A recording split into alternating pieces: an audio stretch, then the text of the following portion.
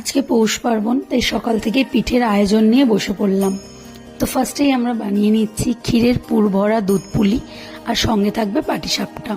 এই দু ধরনের পিঠে আজকে বানানো হবে। তো ফার্স্টেই দেখো পুলিগুলো সুন্দর করে মুড়ে নিচ্ছি। এইভাবে একটা একটা করে মুড়ে নিলাম।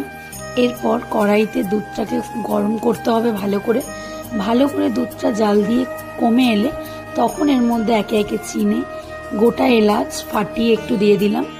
এর মধ্যে এবার আস্তে আস্তে ওগুলো দিয়ে দিতে হবে। পুলিগুলোকে একদম নাড়াচাড়া করা যাবে না, তাহলে কিন্তু ভেঙে যাবে। হালকা হাতে একটু নাড়িয়ে দেবে।